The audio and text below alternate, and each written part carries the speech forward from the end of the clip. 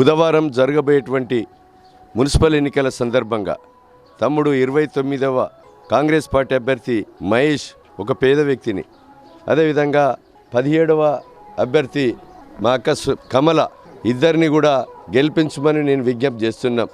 ఈరోజు స్థానికులుగా అధికార పార్టీగా నిన్న ముఖ్యమంత్రి చెప్పిన మాటలు, ప్రతి మాట భూపాలపల్లి మున్సిపాలిటీలో కాంగ్రెస్ పార్టీ అభ్యర్థులను గెలిపించుకొని ఒక అధికార పార్టీ ఎమ్మెల్యేగా ఇంకా 3 సంవత్సరాలు ఉంది నాకు అవకాశం.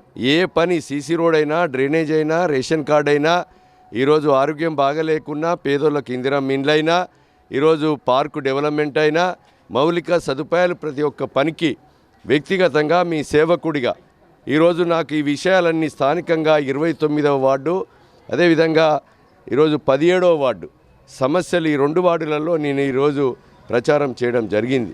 తప్పకుండా మీ సమస్యలన్నీ కూడా పరిష్కారం చేసే దిశలో మీ ఎమ్మెల్యేగా నేను ఉంటాను. నేను మంత్రులను కూడా తీసుకొచ్చాను. ఉత్తుత్త బండలని ప్రచారం చేస్తున్నారు.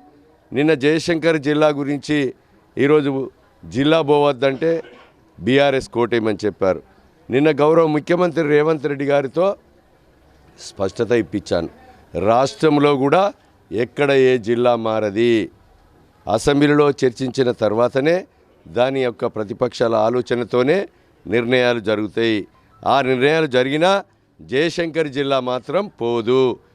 ఈ జయశంకర్ అనే వ్యక్తి ఈ తెలంగాణ ఉద్యమానికి ఒక రూపశిల్పి. ఆ పేరు మారది. ఇది కూకు గ్రామం. 600 నుంచి 60,000 ఓట్లకు పెరిగి 1,00,000 పాపులేషన్తో కలిగిన గ్రామం. దీన్ని మార్చేది లేదు. దీని అభివృద్ధి కొరకు మీ సత్తన్న నా దగ్గరికి వచ్చి ఏ పనైనా చేయించుకుంటాడు.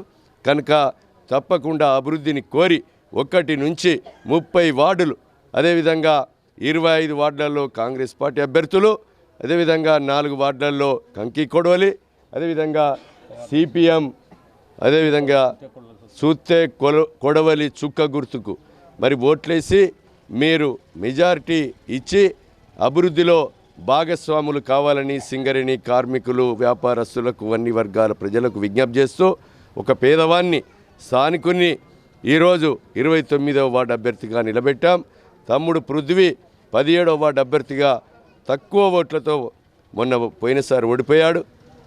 ఈరోజు వాళ్ళ కుటుంబం కూడా మరి మంచి సేవాభావంతో ₹1 లంచం లేకుండా ఇందిరమ్మ ఇండ్లు కానీ, డబుల్ బెడ్రూమ్లు కానీ, సీసీ రోడ్లు కానీ, డ్రైనేజ్ కానీ, రేషన్ కార్డులు కానీ, అదేవిధంగా వాళ్ళ కష్టాల్లో మరి ఈరోజు పనిచేసేటువంటి వ్యక్తులను గెలిపించుమని 2 చేతులు జోడిస్తూ విజ్ఞప్తి చేస్తున్నా. ఈ 1 నుంచి 30 వార్డులలో కూడా ఏదైతే వేరే గ్రామాల్లో ఉన్నటువంటి ఓటర్లను కూడా ఇక్కడ మరి స్థానికంగా దొంగ ఓట్లు పడే అవకాశం గతంలో ఉంది. ఈసారి పడితే అడ్డుకొని స్థానికంగా ఏదైతే నివసించేటువంటి ఓటర్లను ఓట్లేయించుకోవాల్సిందిగా నేను విజ్ఞప్తి చేస్తున్నాను.